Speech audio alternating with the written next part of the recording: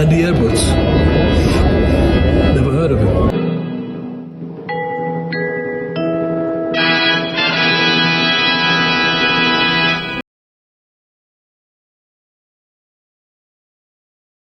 Hello and welcome to this video. On this video, I'm going to get back to doing what you all love and what I probably do best, which is hating stuff. And I thought I'd up the ante on this video by actually going back to albums that I hate and listening to them again, and then giving you my honest opinion straight after I've had to go through the experience of listening to this shite. Now, I got to be honest, I was just going to put like 10 albums up I hate. And I thought, nah, that album wouldn't be that interesting. So there's some real old favourites here that I really do hate. But I've also thrown a few wobbly ones in that I might change my mind on. Things that in reality, even though I've knocked them here on the channel, deep down I'm thinking, well, maybe give it another chance, I might like it. I'm actually going to go through what I'm going to be listening to on here. We've got on vinyl, Mötley Crüe, Theatre of Pain, cruddy band. We've got the brilliant Queen, but the awful It's a Kind of Magic. You know, I don't like the 80s Queen. This is the stuff that put me off Queen. This has stopped me from going back. You know, when I was 17 when this album came out, it was this album. I thought, I'm not going to go and listen to bloody Queen after they've been on Live Aid and brought this crud out. So I'm going to revisit that. I like the Red Hot Chili Peppers, but as you know, I hate this album. So I'm going to revisit that. They're the vinyl albums. I've got some CDs here. Right. So we've got some old favourites to have another listen to. London Calling by the older Clash. Pet Sounds. Right. This is one I've got a progressive rock channel. I can't stick Dream Theater. Never have been able to stick Dream Theater. I own what is supposed to be one of their greatest albums. And I bought this quite early on and I've never really listened to it. Let's have another listen to that one at some point and see what I think now. Pearl Jam. I haven't really explained my hatred of Pearl Jam, but I'm not a fan of Pearl Jam. So I do own an album by Pearl Jam. It's this one here. So we're going to have a listen to that, see if I hate that. You know I've got a hatred of Americana and the band after watching The Last Waltz, one of the most boring experiences of my whole life. It scarred me for my whole life. So many years ago, because the drummer was Terry Bozzio was on this album, I bought this. You know, can't remember really listening to it at the time, but I thought I'd give it another go. Let's have another bloody go at Van der Graaf Generator. Here we go. God Bluff, I'm going to give that another go as well. And to finish off, you know, just to keep you there to the end so you can see my actual reaction in real time, I am going to force myself to stick this on again. Now, of course, with copyright, you ain't going to be able to watch this here. You will be able to watch my reactions, but the actual listed reactions will happen over on Patreon. So if you're over on Patreon and you're a paid up member, you can watch this video full out and you will see my actual reactions. And, you know, once I get to the point where I don't like the track, I'm switching it off. You know, so don't expect too much. But for those of you here, you might hear a few seconds and it will fade to black. And then, you know, it'll come on and I'll give you my reaction to why I hate it. Or not, you never know, I might change my mind. Now, also, no expense spared, because on this video I have another camera up and going. I've got one here. I don't know why really. I wanted this one to capture me talking and this one to capture the listening experience, because you're going to be hearing the albums in the room. I always think that's much more interesting than hearing the album all pristine. You may just go and listen to it yourself. You know, I ain't the Daily Doug, you know, right? And because I'm not the Daily Doug, I'm going to bloody properly hate stuff. Daily Doug's on one of my lists of people I hate. I do. He's blocked me. He blocked me on bloody Facebook because he didn't like something I said. What a great big namby-pamby classical music fool. Well, here we are on YouTube. You can't block me here. So I'm going into Daily Doug territory here. I'm going to go back on this camera. I'm going into Daily Doug territory here, but I'll tell you something. You know, don't worry. If I don't like something, I'm going to tell you I don't like it. So let's just kick straight in with, I think, which one are we going to go for? Let's start with London Calling. Right, that's a good place to start, isn't it? So we're going to start with London Calling and see what we think here. So let's stick it on. Now what I'm going to do, I'm going to be listening from the start of the album, unless I feel that there's a reason to move on. It will be basically just judging how...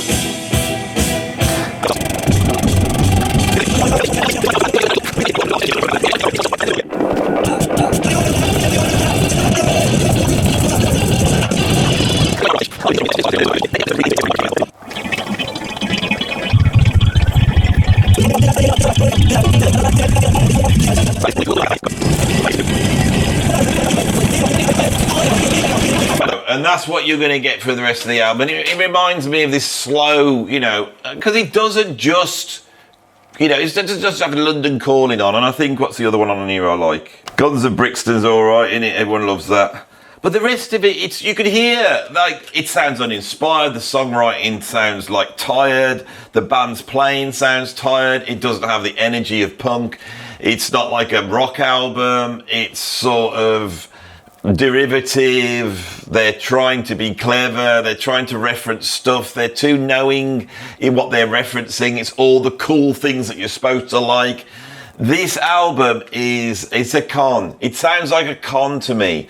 And I think one of the things I've never said about this album is, I know when they got the producer and he really wanted to clean up the sound, and I think it's the wrong thing. It's it's very produced. It's very tight. But there again, they are really just coming up with this stuff on the spot in the studio, and they just don't have the talent. Top Edwards' drumming is always really good, but I mean, there's not enough here, to be honest, to really trigger my proper Edwards hate, right? There's nothing wrong with this album. It's an okay album if you like that sort of thing. The reason why it's been elevated to, you know, getting on every single top 10 of the greatest albums in the world is because it's bloody pretentious types who think this is cool, who don't really know that much about music. You know, shall I hold it the right way around? The whole thing is about references. It's all, and this is probably the point, this postmodern, this idea of rock looking back. I don't know. It hasn't brought out anger in me, which you will see later on in this video. But that's the first one out of the way anyway. Right, let's go from the sublime to the ridiculous, shall we? And let's try some Dream Theater. So obviously we have this album, Images and Words. There it is. I will stick it on now. Let's see how we react to this. Haven't heard this for years. I won't remember any of it. I know that. That's all I need, right? Any more of that, I can't take it. It's bloody horrible, all right? It's all the worst aspects of rock music all rolled into one. They can riff and they can play. We all know that, right? They've got more guttural, visceral rock and roll in them than the bloody Clash have, that's for sure. You know, they can rock. But when Le Brie comes in, which we have to remember is French for the cheese, that what arrives in a great big bloody camembert dose of cheese, right? The cheese suddenly arrives, and it's not just his like voice, like it's not all that. It's also the, you know, the world is spinning around me. It's so cliched. It's like the sort of music that Eastern Europeans would listen to. Sorry, Eastern Europeans. You know, now I've taught kids who are Eastern Europeans, and then all the music they wrote was like that, and you'd go, you know, nobody likes that in the normal world, in polite society. And I'd say, is this what you like in Eastern Europe? And they used to go, no, we like Jamiroquai in Eastern Europe. And I used to go, well, what are you writing this for? You know, it's like it's just so uncool. It's uncool, and we don't care about whether things are cool, Andy. Well, you don't. I do. I want music that sounds cool. It doesn't mean I'm cool, and it doesn't mean I'm cool when I listen to it. But I at least want it to sound like it's got a bit of. It's Le Brie. Everything else is great, right? And we know they're going to do some nice, clever musical bits. But even then, when you listen to it, the reason why Dream Theater is so big is because they write Eurovision sing-along level songs, right? That's what people really like. They can do all the clever stuff, but for people who don't want their bloody houses rocks or whatever you rock when you rock someone's foundation, when you rock, right? To not upset the sort of the middle ground which this appeals to, you know, you have to have these spinning around. Now, a prog band like Moon Safari, they can write the cheesiest pop songs in a knowing and postmodernist way, but those hooks are really hooky and nice, and you get something that's far more compelling and interesting. I like that, and maybe there's an aspect of that. It is rooted in this. Maybe Dream Theater. What did Dream Theater do here? I tell you what they did is that they bypassed grunge. Right, they managed to keep hair metal going when it was out of fashion by impressing a lot of 16 to 17-year-old kids because they could play fast. Come on, let's be honest with us. So this album I could listen to more than I could listen to that Clash album, right? But in a way I hate it more than the Clash album. Right, let's move on to a trusty old hated favourite, Pet Sounds. Right, so I do have within my Pet Sounds a dodgy copy of Smile. That's been given to me by somebody who wants to, for me to reassess, which I might do. You know, now I've got this new listening thing going on with this camera over here, with all that going on. So I can go over there, I'll go over there. It's all very exciting. Let's have a look at this. Well, I know this album inside out. You know, let's really try and pinpoint what's so crap about it. Here we go, Chirpy Cheapy. Ice cream, Mom! It's ice cream, can I have ice cream? I'm sorry, I hate it. Right? I try to like it, okay? Yeah, the tune is clever. Without a doubt, the tune is clever. It's a beautiful bit of songwriting. You know, if you sat and played it with acoustic guitar and sing it, you go, oh, that's a nice bit of songwriting. But I tell you this, interesting chord changes do not make great songs, right? Just because you've thrown in a bunch of chords that don't go with each other and you've got a melody. These are just things, and sometimes it's used to justify it. But to my ears, what I'm hearing is a lot of very middly, uncomfortable jangliness. We have some weird, lacking any sense of groove, this sort of percussion thing of people sort of randomly knocking out these rhythms that I'm sure Brian Wilson had dictated to them, so that's what makes them so great. But, you know, Fania All Stars, it's not. It's the sound of it. It's the texture of it. I don't like it. I don't like any of it. All the singing, right, sounds slightly out of tune to me. It's just what I would want this music to be. It's not. For this to work for me, the whole thing has to be tightened up, I think. It would have to have a sense of perfectionism, I suppose, which they're not capable of. I think this is one of these albums, came out in 1966, blew everybody away because it was sophisticated, right? You know, 3 years later, King Crimson's doing, you know, 21st Century Schizoid Band, and this sounds like bloody kids.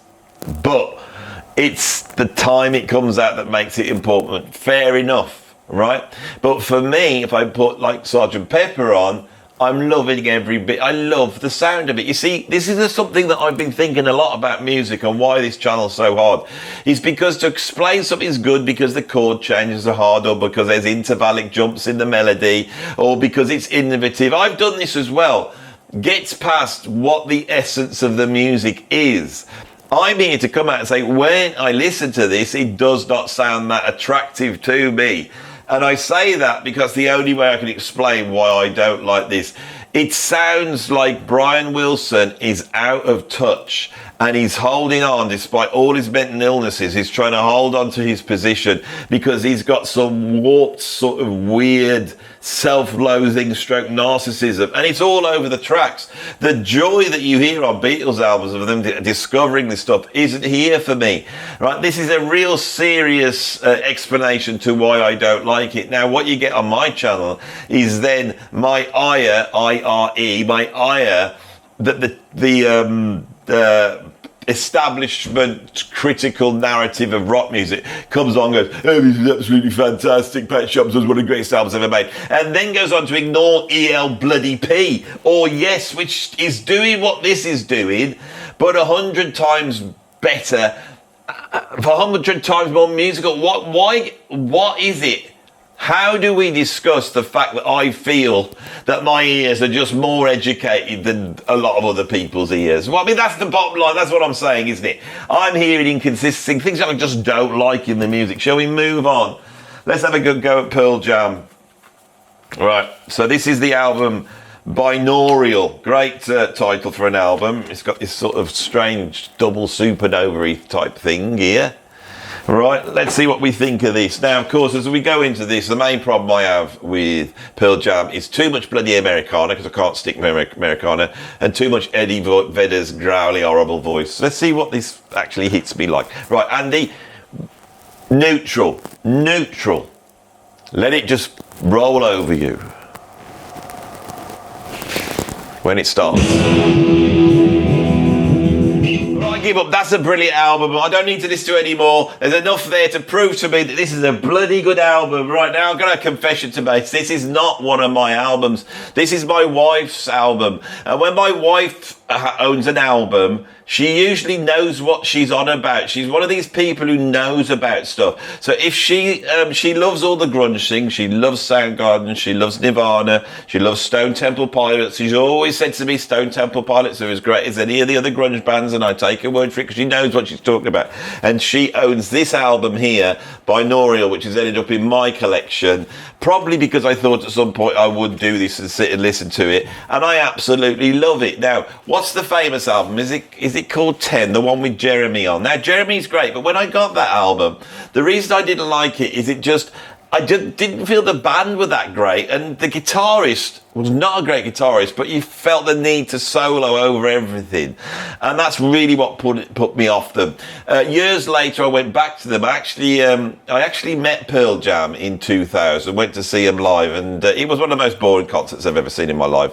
And I checked them out at the time, and they'd gone very sort of, they lacked the bloody visceral energy. This has got it all, right? The arrangements are interesting, the production's amazing, the band sounds amazing. This is bloody brilliant. This has passed the test. I don't hate this album. Never heard it before. Thought I was going to hate it. I got it all primed and ready. I was ready for hate everybody on Pearl Jam, and that's why I've never really gone towards Pearl Jam on this channel, because although that sort of growling, I think I did it once, that sort of constipated pirate thing that Eddie Vedder does, but it's there, all the backing vocals, it's all bloody brilliant. You see, I have got an open mind. I'm not just bigoted and just don't like stuff, and I can change my mind. Who knows? Van Morrison, because I've got a bloody love-hate relationship going on with Van Morrison now, I'll tell you. But before we get to him, let's see if Robbie Robertson with this album, which is this came out in the 1980s, I think, 87,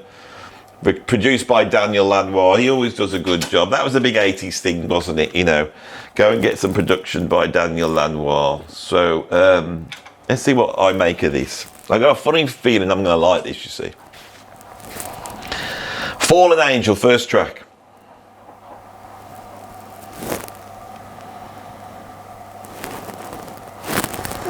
Right, hang on. First technical glitch. Technical glitch there, so take no notice.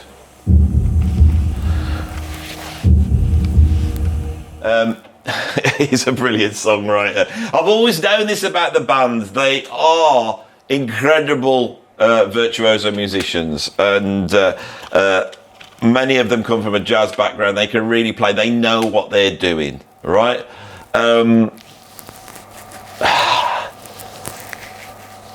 This is just wonderful, and the thing is, I didn't realise, it's mixed by Bob Clearmountain, right? You've got Daniel Lanois producing it. The drums, this is 1980s drums, when it just sounds so incredible. I think that may have been Terry Bozzio from the sort of the sound of those sort of weird tiny chinas that he uses. I'm going to have to go back to this, but this is bloody great. I love this. You see? Right? It's not as bad as you thought. Not as much hate, really, but that's a bloody brilliant album. It's Americana, but they're not trying to rely on some poetic idea that this is something from, you know, that's worthwhile because it's authentic. That's what it is. Robbie Robertson is not trying to be authentic. He is utilising his background in that music to bring that music up to date. But of course, it's more difficult nowadays with the computers because the computers come in and kill everything. Back at this point, we're still in that realm where people are playing in the room and putting performances down. My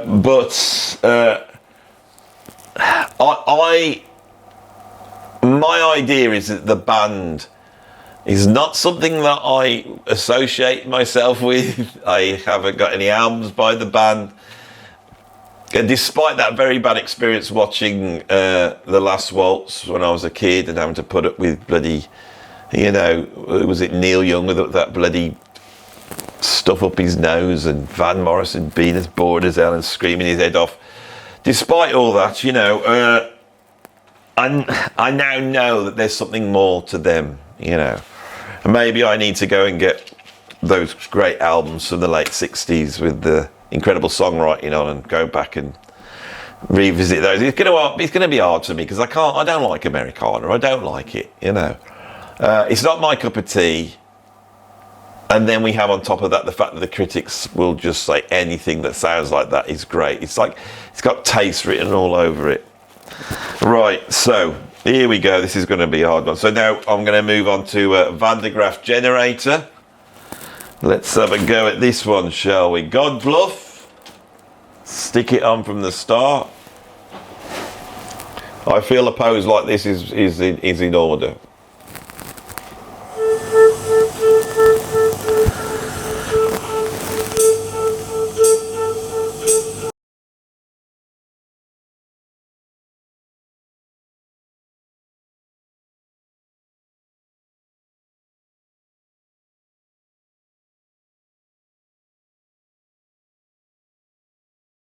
Sorry. I just don't like it. I wish I did. I wish I got it. You know, there's some things in life you're just not designed to get. Okay?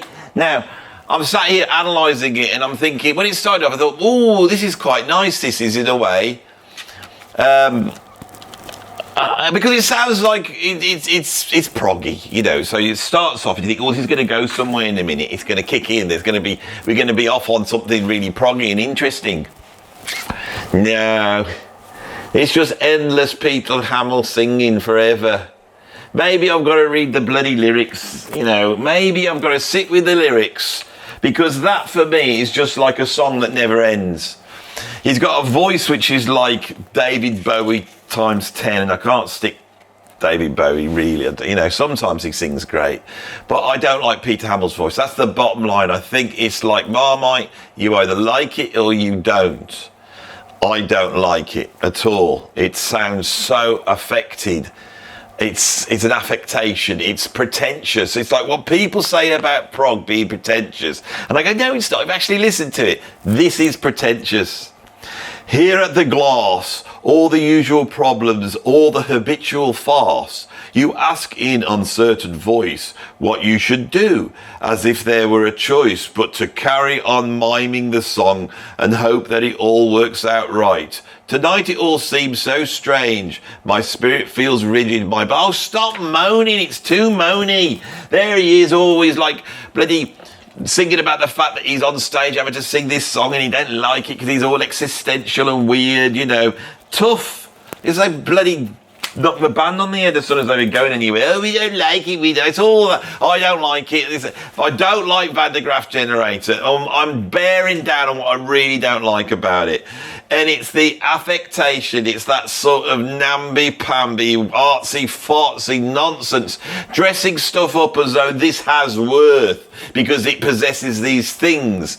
Right? No, Earth, Wind and Fire has worth. When they come out and sing about Boogie Wonderland, put your ears in it and you will hear absolute genius. You don't have to dress stuff up in this pretentious nonsense to prove that it is good in some way. The band is okay. For me, it doesn't have the sort of virtuoso plus chemistry of an ELP or a Genesis or a Bill Bruford King Crimson or a Yes.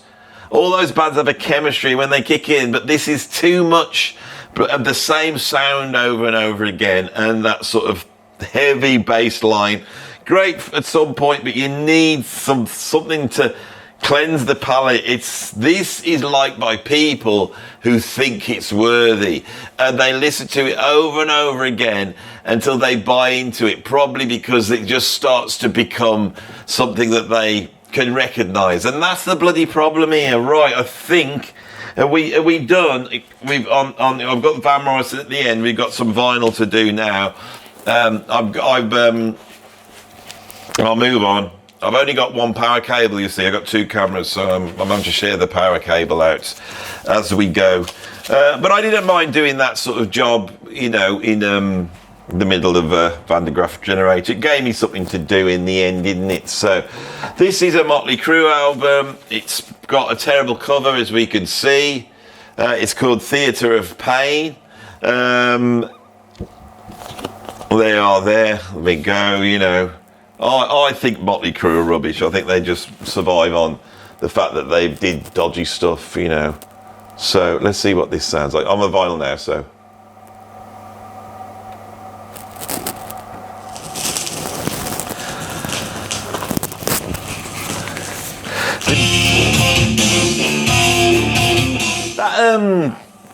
That verse was pretty cool then. What tune's this? Because it's not in the right order on the bloody thing.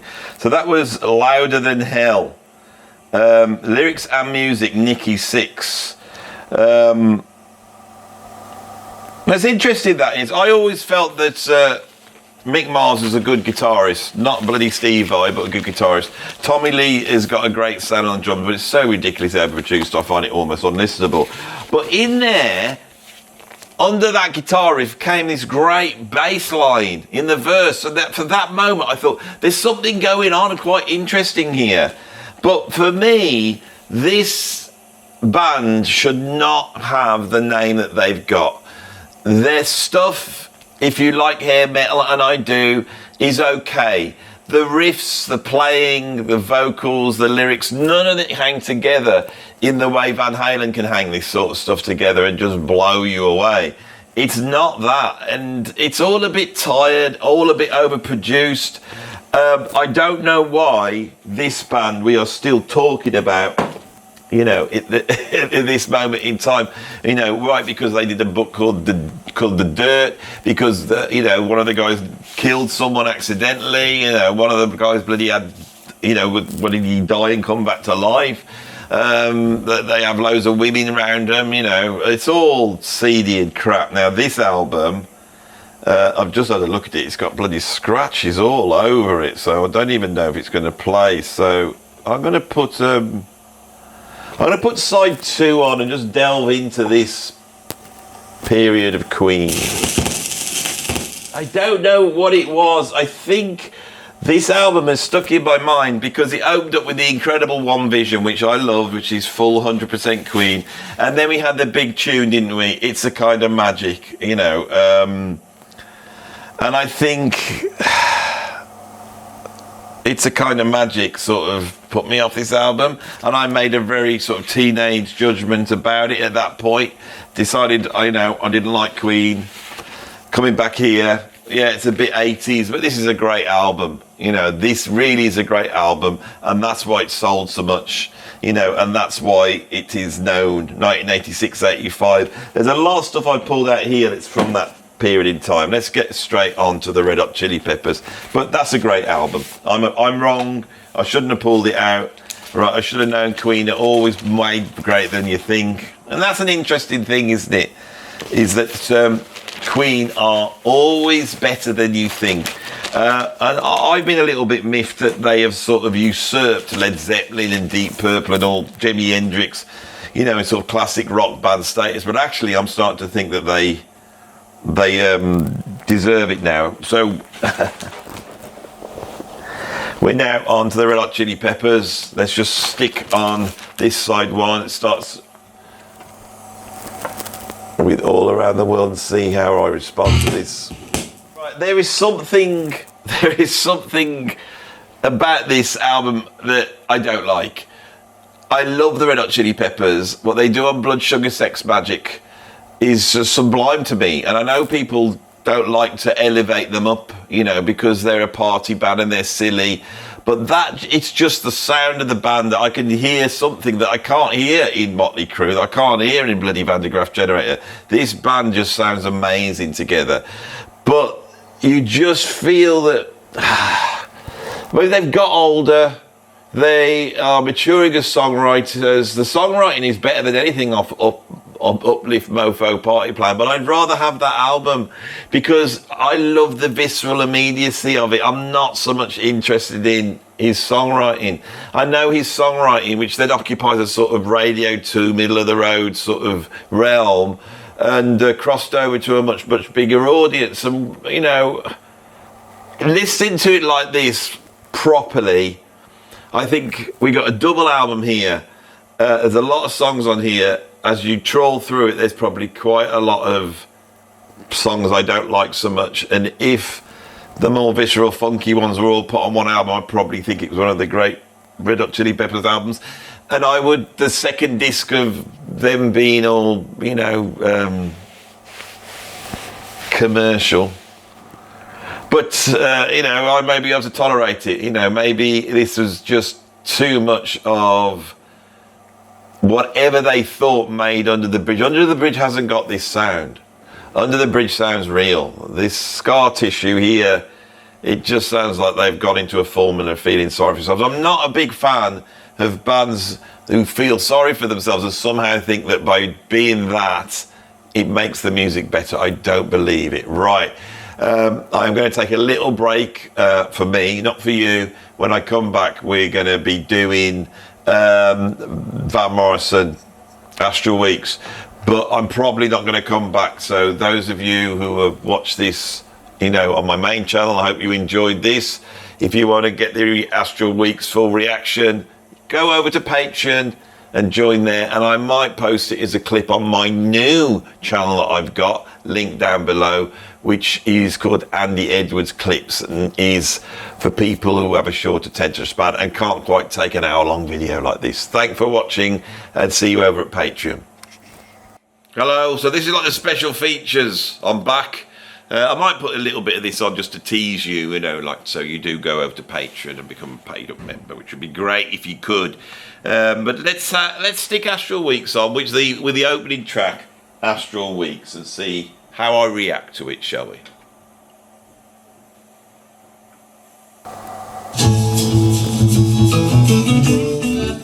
Absolute, unadulterated, bloody, this album right here.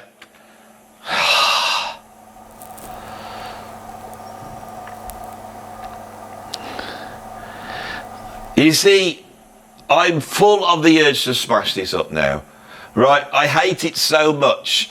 I've gone back to it. Some of these albums you've seen, I've got open mind, and I quite like that, I could like that, I don't like that, whatever, right?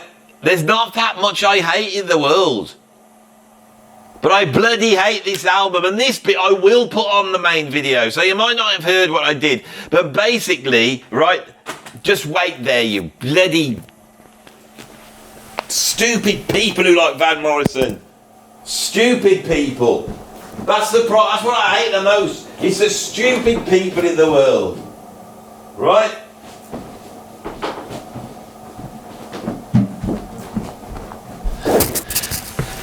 Van Morrison turned up in New York. The record company provided with him some good players, right? And he basically did this and pulled the wool over your eyes. Now you got to remember that before this, he'd done a whole bunch of cruddy songs just to get out of a contract, right? And they're rubbish, and we all laugh about it. So I've done this so many times before, but I'm not doing this to make you laugh. I'm doing this to prove that this is the lowest form of music, right? That me, who cannot sing, is not a professional guitarist and is not a songwriter and has not actually got a song, can do exactly what Van Morrison is doing here.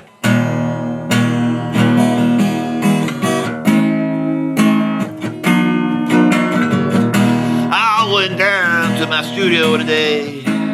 I picked up my guitar and began to play. I started strumming 3 chords, most obvious thing I could think of. I didn't have to think about any melodies. I just sang these 3 notes over and over again. And when it got to my end, I just started shouting. I shouted real loud over and over again. Now this might have been okay for a minute and a half, but I kept on doing it. Filling up the tape with the same old song over and over again. And everybody thought because I'm a grumpy bastard that this was okay. In fact, they thought it was great. They thought this was something great. Oh, so great it was. I accidentally sung something that was slightly different than I could have gone here today. But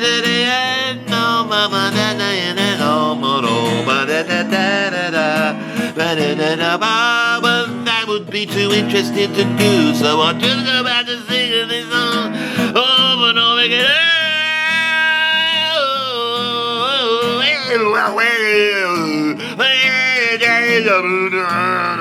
Now you're thinking, Andy, you do this for too long. This video, especially the patrons, the people who paid, have just watched me sing that over Astral Weeks for about 10 minutes, and now I'm doing it again.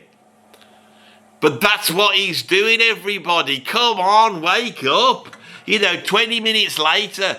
Oh, I'm saying goodbye. Oh, goodbye. We're going to say goodbye. Oh, say goodbye. So good, keep saying goodbye over and over again. Oh, over and again. And I was in the same old song. I'm mumbling some of the bits when I didn't get the lyrics quite right. But then I shouted everyone over. Oh, why could I put this chord in and made it just a little interesting? But then I wouldn't be so pretentious, 'cause I'm a little Irish pretentious. The pretentious bad-skinned goblin who is got greedy, grumpy manner and probably smells when you get up close of VO roll-ups and not brushed his teeth enough. Oh, he's a smelly man. Van Morrison's a smelly man. Oh, he's a smelly man. He's a smelly, no more. Oh, won't you?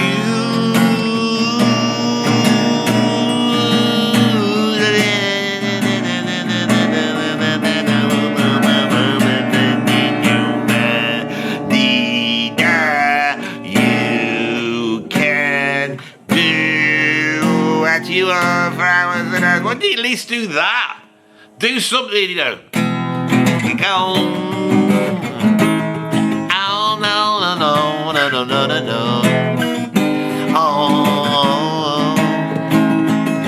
Oh, Van Morrison, he could have done something interesting. He could have come up with some chords that weren't so hackneyed just now and again. But he chose to not do. It was such a stupid thing to do, 'cause he was a boring songwriter.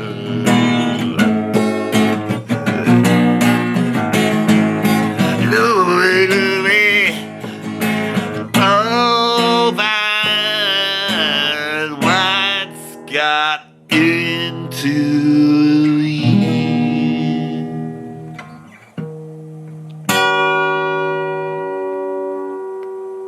That camera's run out. Camera number 1's run out. Can you see him there? That's camera number 1. You're on just camera number 2 now. Doesn't matter though. That's the end of the video. Hope you enjoyed it. If you want to see the full thing, which is much more exciting, then go over to Patreon. And if you want less of me, go and check out, Go and check out Andy Edwards clips. I am done for today. Not that much hate, really, to be honest. I wonder whether my hate era's gone. I'm going to have to really go away and come up with something, that I really do hate. Not much, really. Thank you.